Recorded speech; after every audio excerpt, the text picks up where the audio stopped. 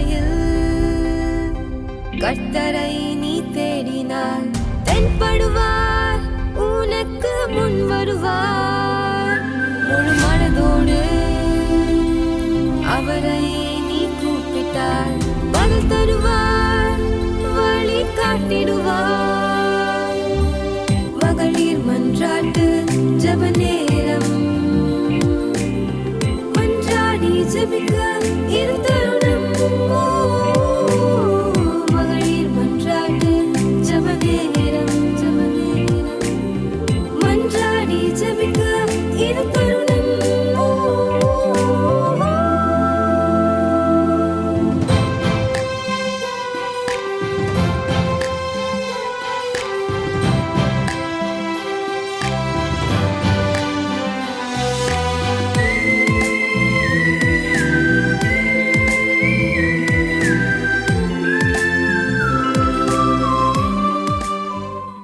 கர்த்தருடைய பரிசுத்த நாமம் மகிமைப்படுவதாக. இந்த மத்தியான நேரத்திலே மகளிர் மன்றாட்டு ஜெபத்தின் மூலமாக ஹெவன் டிவியின் வாயிலாக உங்கள் அனைவருக்கும் இயேசுவின் இனிய நாமத்தினாலே என்னுடைய வாழ்த்துதலையும் நன்றியும் தெரிவித்துக் கொள்கிறேன்.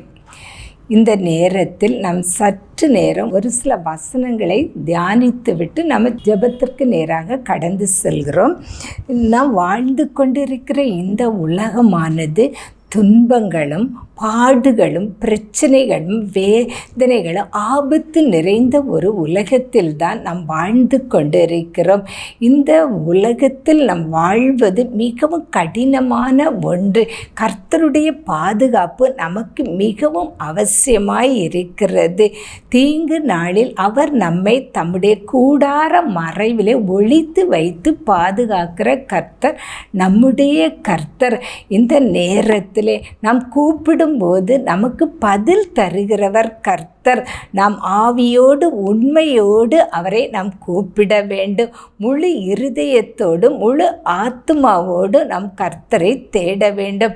நம் முழு இருதயத்தோடு முழு ஆத்மாவோடு தேடும்போது தான் நாம் அவரை கண்டுபிடிக்க முடியும்.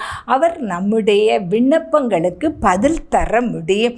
ஆகவே கர்த்தருடைய பிள்ளைகளாகிய நாம் ஒன்றாக இணைந்து செபிக்கும்போது முழு இருதயத்தோடு நாம் செபிக்க வேண்டும்.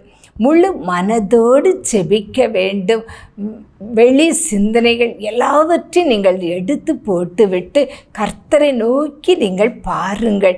நாம் இணைந்து பார்க்கும்போது கர்த்தர் தேசத்திலே பெரிய பெரிய காரியங்களை செய்வார். நம்முடைய தேசங்களும் உலக நாடுகளும் அழிந்து கொண்டே இருக்கிறது. எசேக்கியேல் 22வது அதிகாரம் 30வது வசனத்தில் சொல்லப்பட்டிருக்கிறது, நான் தேசத்தை அழிக்காதபடி திறப்பிலே நிற்கவும் சுவரை அடைக்கவும் தக்கதான ஒரு மனுஷனை தேடினேன், ஒருவனே காணவில்லை என்று கர்த்தர் துக்கத்தோடு சொல்லுகிறார். கர்த்தருடைய பிள்ளையே, நாம் அழிந்து போகிற ஆத்துமாக்களுக்காக நாம் திறப்பில் நின்று செபிக்கும்படி நம்மை ஒப்பு கொடுக்க வேண்டும். 1 சாமுவேல் 12வது அதிகாரம் 23வது வசனத்தில் இப்படியாக சொல்லப்பட்டிருக்கிறது, நானும் உங்களுக்காக விண்ணப்பம் செய்யாதிருப்பேனானால் கர்த்தருக்கு விரோதமாய் பாவம் செய்கிறவனாய் இருப்பேன். அது எனக்கு தூரமாய் இருப்பதாக. நன்மையும் செவ்வையுமான வழியை நான் உங்களுக்கு போதிப்பேன். நானும் உங்களுக்காக விண்ணப்பம் செய்யாதிருப்பேனானால் கர்த்தருக்கு விரோதமாக பாவம் செய்கிறவனாய் இருப்பேன் என்று சாமுவேல் தீர்க்கதரிசி தன்னுடைய ஜனங்களை பார்த்து சொல்கிறார். எந்த சூழ்நிலையிலே சொன்னார் என்று நாம் பார்க்கும்போது, இஸ்ரவேல் ஜனங்கள் கர்த்தருடைய சத்தத்திற்கு செவிகொடாதபடி, அவருடைய வார்த்தைக்கு கீழ்ப்படியாதபடி கர்த்தருக்கு விரோதமாய் கலகம் உண்டாக்கினார்கள்.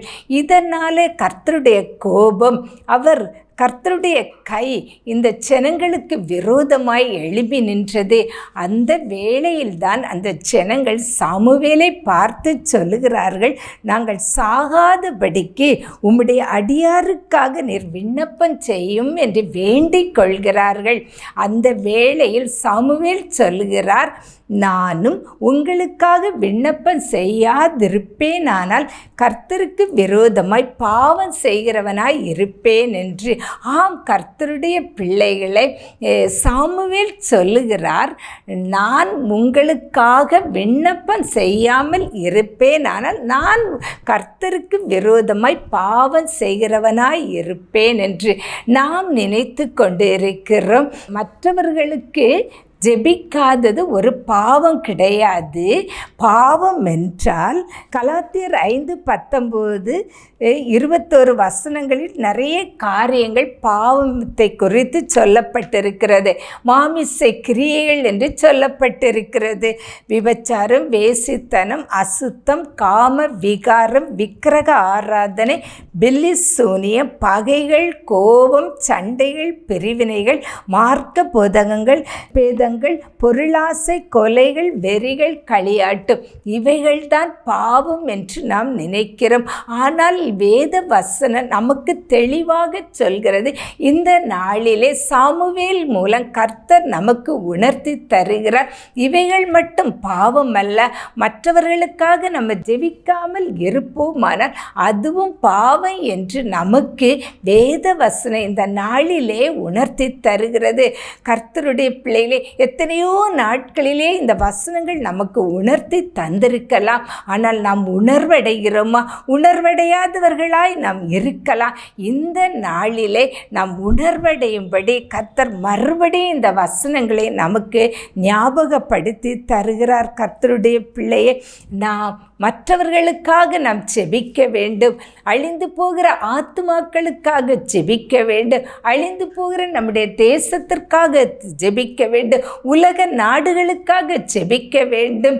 திக்கற்றவர்களுக்காக, நோயற்றவர்களுக்காக, விதவைகளுக்காக, அநாதை பிள்ளைகளுக்காக நாம் ஜெபிக்க வேண்டும். நாம் ஜெபிக்கிறோமா?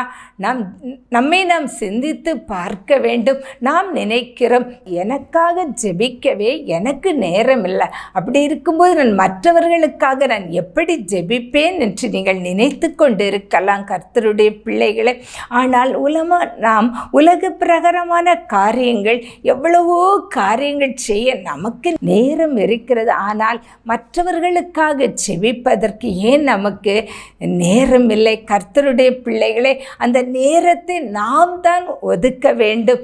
இந்த நேரத்தில் நம் மற்றவர்களுக்காக, நம்முடைய தேசத்திற்காக, அழிந்து போகிற ஆத்துமாக்களுக்காக ஜெபிக்க வேண்டும் என்று சொல்லி என வேத வசனம் நமக்கு சொல்கிறது. நாம் அப்படி ஜெபிக்காமல் இருப்போமானால் அது பாவம் என்று சொல்லப்பட்டிருக்கிறது. பாவம் செய்கிற ஆத்துமா சாகவே சாகும் என்று வேத வசனம் சொல்கிறது. பாவத்தின் சம்பளம் மரணம் என்று சொல்கிறது. இந்த தண்டனைக்கு நாம் தப்பித்து கொள்ள வேண்டுமானால் நாம் மற்றவர்களுக்காக ஜெபிக்க வேண்டும். கர்த்தருக்கு விரோதமாக செய்கிற பாவங்களில் ஒன்று இது என்று நாம் புரிந்து கொண்டு மற்றவர்களுக்காக நாம் ஜெபிக்க வேண்டும். கர்த்தருடைய பிள்ளைகளை, நாம் வேதத்தை புரட்டி பார்க்கின்ற வேளையிலே அநேக கர்த்தருடைய பிள்ளைகள் மற்றவர்களுக்காக, தேசத்திற்காக ஜெபித்திருப்பதை நம் வேதத்தில் பார்க்க முடிகிறது. ஆபிரகாம், தானியேல், எஸ்ரா, நெகேமியா, எஸ்தர், இப்படி நிறைய தேவனுடைய பிள்ளைகள் மற்றவர்களுக்காக, தேசத்திற்காக, தேசம் அழிந்து போகக்கூடாது என்பதற்காக திறப்பிலே நின்று ஜெபித்திருப்பதை நம்மால் பார்க்க முடியும். கர்த்தருடைய பிள்ளைகளை, இந்த நாளிலே நாம் ஒப்பு கொடுக்க வேண்டும். நாம் மற்றவர்களுக்காக ஜெபிக்க வேண்டும் என்று சொல்லி கர்த்தர் வருத்தத்தோடு சொல்லுகிறார், நான் தேசத்தை அழிக்காதபடி திறப்பிலே நிற்கவும் சுவரை அடைக்கத்தக்கதாக ஒரு மனுஷனை தேடினேன், ஒருவரையும் காணவில்லை என்று துக்கத்தோடு கர்த்தர் நம்மை பார்த்து சொல்கிறார். இந்த நாளில் பாருங்க, வளைகுடா நாடுகளிலே யுத்தம் நடந்து கொண்டே இருக்கிறது. எத்தனையோ பிள்ளைகள் அழிக்கப்படுகிறார்கள், பொருட்கள் சேதம், சேதம், நிம்மதி இல்லை, சமாதானம் இல்லை, எப்பொழுது என்ன நடக்குமோ என்று சொல்லி பதறிக்கொண்டு இருக்கிறார்கள். நாம் என்ன செய்கிறோம்? டிவியை பார்க்கிறோம், பார்த்துவிட்டு சினிமாவை பார்த்துவிட்டு அதை அப்படியே போவது போல இந்த நியூஸ்களை பார்த்துவிட்டு நாமும் அப்படியே கடந்து செல்கிறோம் அல்லவா? கர்த்தருடைய பிள்ளை, எத்தனை பேர் இவர்களுக்காக நாம் செபிக்கிறோம். நாமே சிந்தித்து பார்க்க வேண்டும். ஒருவேளை இதுவரை ஜெபிக்காமல் இருப்போமானால் கர்த்தரிடத்தில் ஒப்பு கொடுப்போம். அழிந்து போகிற அந்த நாட்டுக்காக, ஏன் அதே நிலை நம்முடைய நாட்டிற்கு வராது என்று எப்படி சொல்ல முடியும்? கர்த்தருடைய பிள்ளைகளை, இப்படி அழிந்து போய் கொண்டிருக்கிற இந்த யுத்தங்கள் நடந்து கொண்டிருக்கிற நாடுகளுக்காக நாம் செபிக்க வேண்டும். நம்முடைய நாட்டிற்காக, இந்திய தேசத்திற்காக செபிக்க வேண்டும். இங்கே காணப்படுகிற தீவிரவாத கூட்டங்கள் ரட்சிக்கப்படும்படியாக நம்ம செபிக்க வேண்டும். குழந்தைகளுக்கு பாதுகாப்பு இல்லாத உலகத்திலே நாம் வாழ்ந்து கொண்டிருக்கிறோம். சிறு பிள்ளைகளுக்கு பாதுகாப்புக்காக நாம் செபிக்க வேண்டும். எத்தனையோ காரியங்கள் இருக்கிறது. கர்த்தருடைய பிள்ளைகளை, நாம் நம்மை கர்த்தர் சமூகத்தில் ஒப்பு கொடுத்து நாம் செபிக்க வேண்டும். நாம் செபிக்காமல் இருப்போமானால் நாமும் கர்த்தருக்கு விரோதமாய் பாவம் செய்கிறவர்களாகவே நாம் காணப்படுவோம்.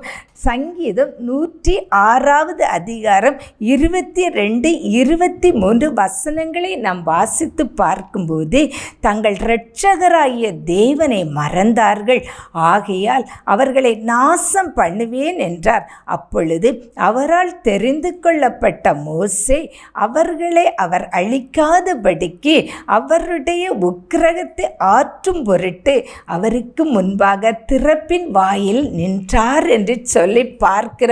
ஆம், கர்த்தருடைய பிள்ளைகளை, இங்கே பாருங்கள், தங்கள் இரட்சகராகிய தேவனை மறந்தார்கள் என்று சொல்லி, நாம் எப்படி அவர்கள் மறந்தார்கள் என்று நாம் பார்க்கும்போது, கர்த்தர் எத்தனையோ அற்புதங்களை இந்த இஸ்ரவேல் ஜனங்களுக்கு கர்த்தர் செய்தார் என்பதை, எகிப்திலிருந்து புறப்பட பண்ணினதே ஒரு பெரிய அதிசயம்.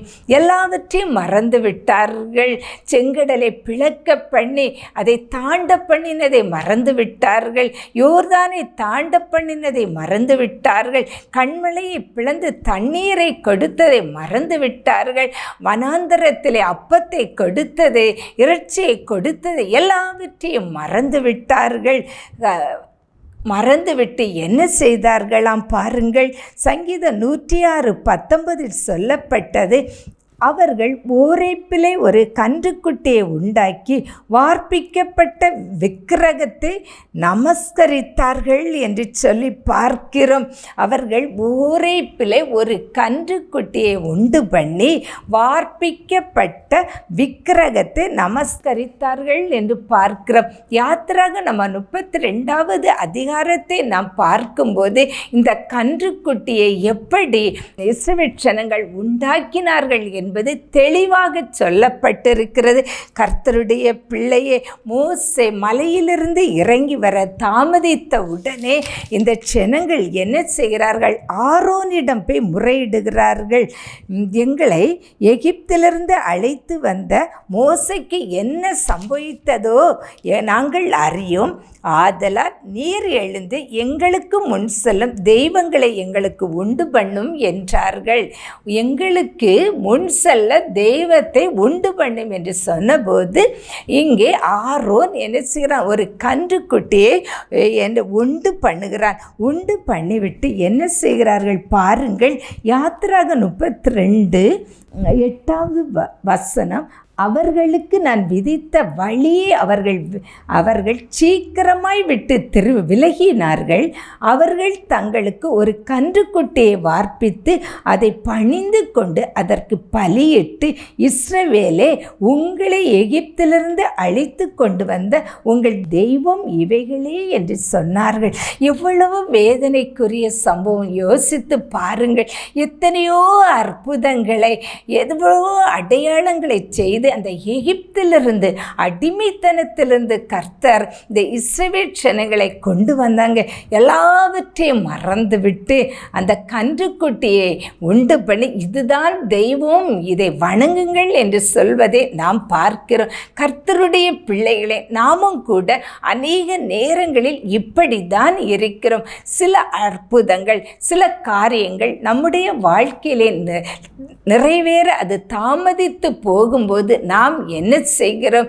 அந்நிய தேவர்களை நாடி செல்கிறோம். அநேகர் போகிறாங்க, அங்கே போய் குறி கேட்டால் அது நடக்கும், இங்கே போனால் இது நடக்கும் என்று சொல்லி கர்த்தர் செய்த அற்புதத்தை எல்லாம் விட்டு மறந்து போய் போகிறார்கள். நாள் பார்க்கிறார்கள். கர்த்தருடைய பிள்ளையை சற்று யோசித்து பாருங்கள். கர்த்தர் துக்கப்படுகிறார், துயரப்படுகிறார். இப்படி நாமும் கூட இருப்போமானால் இந்த நேரத்தில் கர்த்தரிடம் கேளுங்க, எந்த பகுதியிலே உம்மை விட்டு நான் புறம்பே சென்றிருக்கிறேன் ஏசப்பா, எனக்கு உணர்த்தி தாருங்கள் என்று சொல்லி கேளுங்க. இங்கே இவர்கள் என்ன செய்கிறார்கள்? கன்றுக்குட்டியை உண்டாக்கி வார்ப்பிக்கப்பட்ட விக்கிரகத்தை நமஸ்கரித்தார்கள் என்று சொல்லப்பட்டிருக்கிறது. கர்த்தருடைய கட்டளை என்ன? யாத்திராகமம் 20வது அதிகாரத்தில் அந்த 10 கட்டளைகள் கொடுக்கப்பட்டிருக்கிறது. அந்த கட்டளையில் என்ன சொல்லப்பட்டிருக்கிறது? மேலே வானத்திலும் கீழே பூமியிலும் பூமியின் கீழ் தண்ணீரிலும் உண்டாயிருக்கிறவைகளுக்கு ஒப்பான ஒரு சொர்பத்தை ஆயிலும் யாதொரு விக்கிரகத்தை ஆயிலும் நீ உனக்கு உண்டாக்க வேண்டாம் என்று சொல்லி, அதை நீ நமஸ்கரிக்க வேண்டாம் என்று சொல்லி. ஆனால் கர்த்தருடைய பிள்ளைகளை இவர்கள் என்ன செய்தார்கள்? அதை நமஸ்கரித்தார்கள். கர்த்தருடைய கோபம் அவர்கள் மேலே வந்தது. இவர்களை எப்படியாவது அழித்து விட வேண்டும் என்று கர்த்தர் நினைத்த போதுதான் மோசே என்ன செய்கிறார்? இவர்களுக்காக திறப்பின் வாசலிலே போய் நின்று செபிக்கிறார். கர்த்தரை நோக்கி கூப்பிடுகிறார்.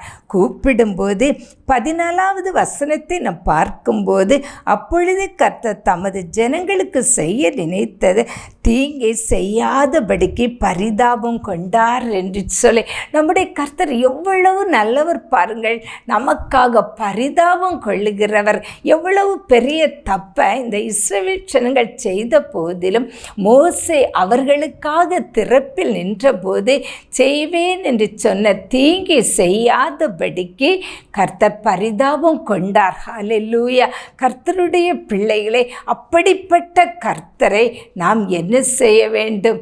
அவரிடத்திலே நாம் வந்து மற்றவர்களுக்காக, இந்த மோசே தம்முடைய ஜனங்களுக்காக அழிந்து போகாதபடிக்கு இந்த ஜனங்கள் காப்பாற்றப்பட வேண்டும் என்று திறப்பிலே நின்றது போல நாமும் நம்முடைய குடும்பங்களும் நம்முடைய தேசங்களும் அழிந்து போகாமல் இருக்க திறப்பில் நின்று நாம் செபிக்கும் போது கர்த்தர் செய்ய நினைத்த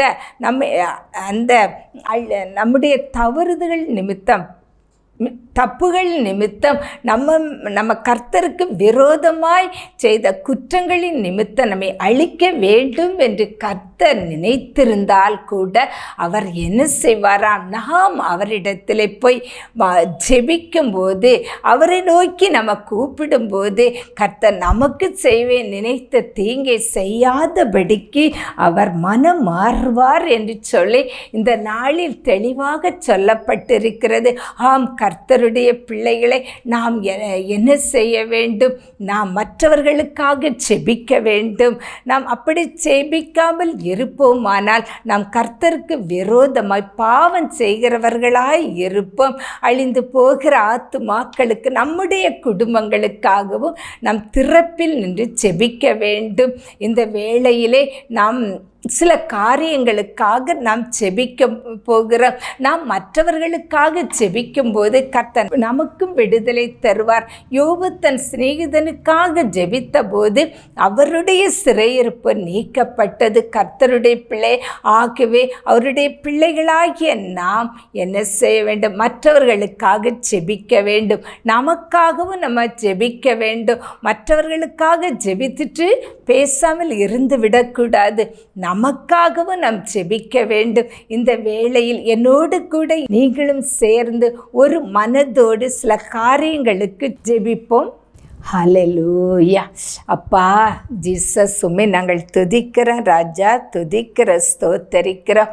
இந்த மத்தியான வேளையில் உமது பிள்ளைகளாகிய நாங்கள் ஆண்டவரே உம்மை நோக்கி பார்க்கிறப்பா. ஆண்டவரே ஏசப்பா, நாங்கள் மற்றவர்களுக்காக ஜெபிக்காவிட்டால் ஆண்டவரே பாவம் செய்கிறவர்களாய் இருப்போம் என்று, கர்த்தருக்கு விரோதமாய் பாவம் செய்கிறவர்களாய் இருப்போம் என்று என் ஆண்டவர் இந்த நாளிலே எங்களுக்கு உணர்த்தி தந்தீர் ஆண்டவரே. அப்பா உமக்கு ஸ்தோத்திரப்பா. நாங்கள் ஆண்டவரே எங்களுக்கு மட்டுமல்ல ஆண்டவரே, அழிந்து போகிற ஆத்துமாக்களுக்கு, வேதனையோடு இருக்கிற மக்களுக்கு, எங்கள் தேசத்திற்கு ஆண்டவரே உலக நாடுகளுக்காக நாங்கள் செபிக்க வேண்டும் அப்பா. இந்த நாளிலே நாங்கள் ஒரு தீர்மானம் எடுக்க ஆண்டவர் கிருபை செய்யுங்கப்பா. உமக்கு ஸ்தோத்திரப்பா. இந்த நாளிலே அப்பா வளைகுடா நாடுகளிலே போர் நடந்து கொண்டிருக்கிறதப்பா. ஆண்டவரே ஏசப்பா, என்ன நடக்கும், எது நடக்கும் என்று ஆண்டவரே, எப்பொழுது நடக்கும் என்று கூட தெரியாதபடிக்கு அப்பா ஜனங்கள் பயந்து நடுங்கிக் கொண்டு இருக்கிறார்கள் அப்பா.